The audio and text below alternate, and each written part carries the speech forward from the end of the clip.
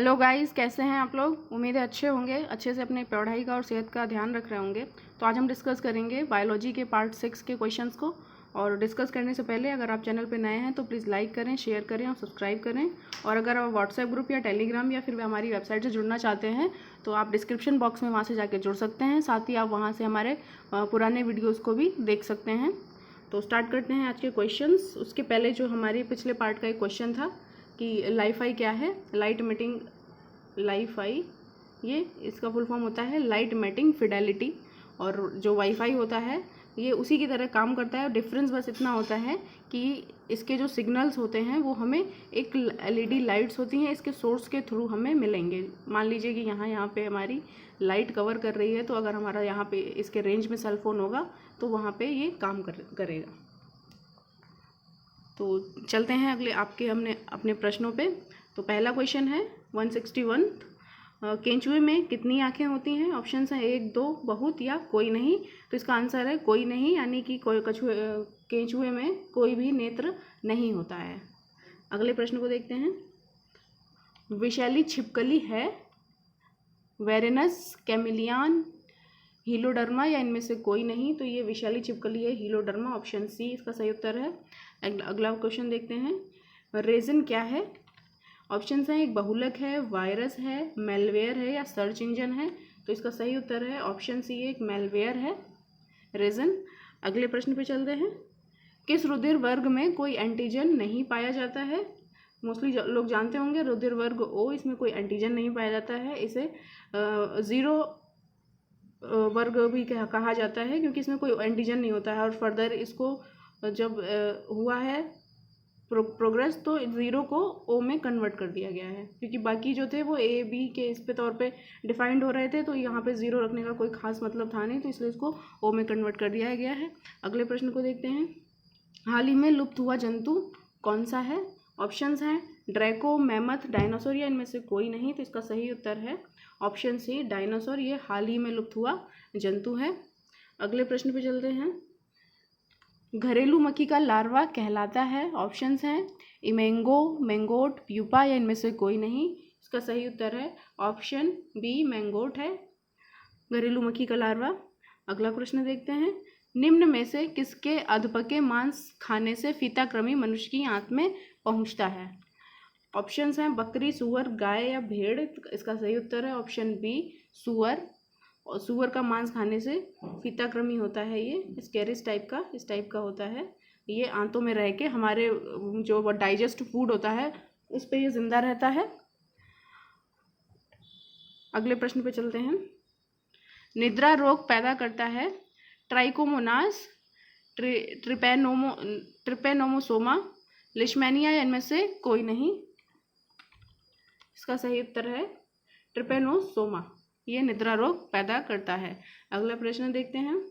तालाबों और कुओं में निम्नलिखित में से किस एक को छोड़ने से मच्छरों को नियंत्रित करने में मदद मिलती है। ऑप्शंस हैं घोंघा, केकड़ा, गैम्बूसिया या इनमें से कोई नहीं। तो इसका सही उत्तर है ऑप्शन सी, गैम्बूसिया। ये मच्छरों को या उनके अंडों को खा जाता है। अगले प्रश्न पे चलते हैं। माता पिता के गुण उनकी संतानों में किसके द्वारा स्थानांतरित होते हैं। ऑप्शंस हैं रक्त द्वारा, गुणसूत्र द्वारा, हार्मोन द्वारा या इनमें से कोई नहीं। तो इसका सही उत्तर है गुण जो माता पिता के हैं वो गुणसूत्र के द्वारा ट्रांसफर होंगे। इसका सही उत्तर है बी। अगले प्रश्न पे चलते हैं। शीत रक्तीय प्राणी है यानी कोल्ड ब्लडेड। मछली, छिपकली, मेंढक या ये सभी। तो उसका सही उत्तर है ये सभी कोल्ड ब्लडेड प्राणी हैं। अगला प्रश्न देखते हैं। किसी जीवित देह के भीतर कोशिका या ऊतक की मृत्यु को क्या कहते हैं। ऑप्शंस हैं न्यूट्रोफिलिया, नियोप्लेसिया, नेफ्रोसिस या इनमें से कोई नहीं। इसका सही उत्तर है न्यूट्रोफिलिया, ऑप्शन ए, ये इसका सही उत्तर है। अगले प्रश्न पे चलते हैं। निम्नलिखित में से किस समूह के जीवों का डूबने से हुई मृत्यु का पता लगाने में महत्व है। इसके ऑप्शंस हैं डाइटम, साइनोजीवाणु, प्रोटोजोआ या लाइकेन। इसका सही उत्तर है ऑप्शन ए, डाइटम। इसके थ्रू हम पता लगा सकते हैं कि कोई जीव या पानी में डूब गया है, उसकी मृत्यु हो गई है। अगले प्रश्न पे चलते हैं। भारत की सबसे बड़ी मछली है। ऑप्शंस हैं व्हेल, शार्क, हिल्सा, स्टोनफिश या मार्लिन? तो इसका सही उत्तर है ऑप्शन ए व्हेल शार्क। यह संसार की भारत की सबसे बड़ी मछली है, सॉरी। अगला प्रश्न देखते हैं। डायनासोर थे, ऑप्शंस हैं सिनोजोइक सरीसृप, मेसोजोइक सरीसृप, मेसोजोइक पक्षी, या इनमें से कोई नहीं। इसका सही उत्तर है ऑप्शन बी मेसोजोइक सरीसृप। ये डायनासोर मेसोजोइक सरीसृप थे, यानी कि रेप्टाइल में आते थे। अगले प्रश्न पे चलते हैं। इनमें से कौन सा जंतु कुछ ही समय पूर्व विलुप्त हुआ है? ऑप्शंस हैं डोडो, डायनासोर, मैमथ, या इनमें से कोई नहीं। तो इसका सही उत्तर है डोडो। फ्रेंड्स, जो पहला क्वेश्चन था, पहला या दूसरा था, उसमें कुछ और था, इसमें कुछ और है। मैं इसको क्लियर कर दूंगी क्योंकि वहाँ भी ऑप्शन डोडो था, डायनासोर भी था, तो उसमें डायनासोर था। मैं चेक करके इसको नेक्स्ट वीडियो में क्लियर कर दूंगी। अगले प्रश्न पे चलते हैं। अपने व्यापक रूप से स्वीकृत भाव में जैव विकास का मतलब है? ऑप्शंस हैं प्राकृतिक चयन, परिवर्तन के साथ अवतरण, उत्परिवर्तनों का होना, जनकों के लक्षण की वंशागति। तो इसका सही उत्तर है ऑप्शन बी परिवर्तन के साथ अवतरण। अगले प्रश्न पे चलते हैं। जीवन वृत्त में जाति वृत्त की पुनरावृत्ति किस सिद्धांत को स्पष्ट करती है या किस सिद्धांत से स्पष्ट होती है? ऑप्शंस हैं प्राकृतिक चयनवाद, उत्परिवर्तनवाद, आनुवंशिकी, पुनरावृत्ति सिद्धांत। इसका सही उत्तर है ऑप्शन डी पुनरावृत्ति सिद्धांत। इससे जीवन वृत्ति में जाति वृत्त की पुनरावृत्ति इस सिद्धांत से स्पष्ट होती है। अगले प्रश्न पे चलते हैं। निम्नलिखित में से अंडे देता है कौन और सीधे बच्चे नहीं देता? ऑप्शंस हैं एकिडिना, कंगारू, सेही, व्हेल। इसका सही उत्तर है ऑप्शन ए एकिडिना। ये अंडे देता है और सीधे बच्चे नहीं देता, और यह एक स्तनपायी है, इस वजह से इस क्वेश्चन का महत्व है। अगले प्रश्न को देखते हैं। अपनी भ्रूणावस्था में जंतु पूर्वजों को भ्रूणावस्थाओं को दोहराते हैं, यह नियम कहलाता है? ऑप्शंस हैं उद्विकास का नियम, फ्लोरकिंग का नियम, बायोजेनेटिक का नियम, या इनमें से कोई नहीं। इसका सही उत्तर है बायोजेनेटिक का नियम। इसके तहत मनुष्य भ्रूणावस्था में अपने जो पूर्वज हैं, जंतु पूर्वज, मछली हो गया, सरीसृप हो गया, बंदर हो गया, इन सब की अवस्थाओं को दोहराते हैं, यानी कि भ्रूणावस्था के दौरान इनमें वो लक्षण भी दिखाई देंगे जो कि बंदरों के या सरीसृप के या फिर मछलियों के भ्रूणावस्था के दौरान होते हैं। अगले प्रश्न पे चलते हैं। कौन सा पक्षी उड़ नहीं सकता? ऑप्शंस हैं मोर, बतख, स्टॉर्क या एमू। का सही उत्तर है ऑप्शन डी एमू। ये पक्षी उड़ नहीं सकता। अगला प्रश्न देखते हैं। डार्विन द्वारा प्राकृतिक चयनवाद के प्रतिपादन में किसका प्रभाव सबसे अधिक था?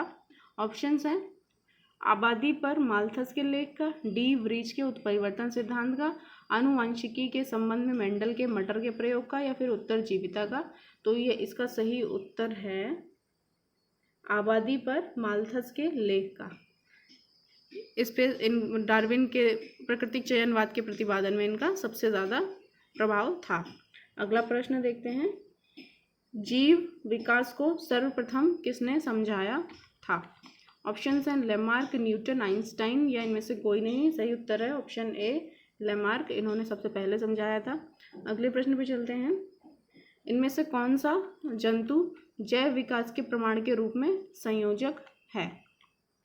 ऑप्शंस हैं पक्षियों और स्तनियों के बीच आर्कियोप्टेरिक्स, मछलियों और स्तनधारियों के बीच व्हेल, आधुनिक मानव और पिकिंग मानव के बीच जावा मानव, सरीसृपों और स्तनपाइयों के बीच बतख और चौंची प्लेटिपस। इसका सही उत्तर है ऑप्शन डी सरीसृपों और स्तनपाइयों के बीच बतख और चौंची प्लेटिपस। ये जंतु जैव विकास के प्रमाण के रूप में एक संयोजक है, यानी कि ये इनके बीच की एक कड़ी है। सरीसृप और स्तनियों के बीच में जो चोंची प्लेटिपस है, ये इनके बीच की एक कड़ी है। अगले प्रश्न को देखते हैं। प्रोटोथीरिया का विकास हुआ है? ऑप्शन हैं सरीसृपों से, उभयचरों से, यूथीरिया से, या पक्षियों से। इसका सही उत्तर है ऑप्शन ए सरीसृपों से इसका विकास हुआ है। अगले प्रश्न पे चलते हैं। विज्ञान की किस शाखा में भूगर्भ विज्ञान और जंतु विज्ञान का समागम है? ऑप्शंस हैं आर्कियोलॉजी, प्राणी भूगोल, जीवाश्म विज्ञान या समाज शास्त्र। इसका सही उत्तर है ऑप्शन सी, जीवाश्म विज्ञान। इसमें भूगर्भ के अंदर जो पुराने जीवाश्म होते हैं, जंतुओं के, प्राणियों के, पेड़ पौधों के, उनका अध्ययन किया जाता है भूगर्भ विज्ञान में। और यहाँ पे जंतु विज्ञान और भूगर्भ विज्ञान की दोनों शाखाओं का मेल पाया जाता है। अगले प्रश्न पे चलते हैं। प्रोटोजोआ जिनमें पौधों और जंतुओं दोनों के लक्षण होते हैं और जिसे इनका संयोजक मान सकते हैं।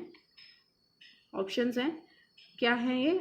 एंटमीबा, ट्रिपैनोसोमा, पैरामीशियम या यूग्लिना। इसका सही उत्तर है यूग्लिना। ये प्रोटोजोआ पौधों और जंतुओं दोनों के लक्षण होते हैं। इसका ये यूग्लिना दोनों का संयोजक है। अगले प्रश्न पे चलते हैं। विकासवाद का सिद्धांत किसने प्रतिपादित किया? ऑप्शंस हैं वॉलेस ने, स्पेंसर ने, डार्विन ने या हक्सले ने। सही उत्तर है ऑप्शन सी, डार्विन ने। इसके विकासवाद के सिद्धांत का इन्होंने प्रतिपादन किया। अगले प्रश्न पे चलते हैं। विकास का मुख्य कारक है।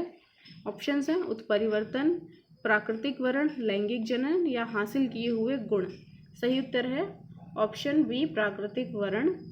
यह विकास का मुख्य कारक है। अगला प्रश्न देखते हैं।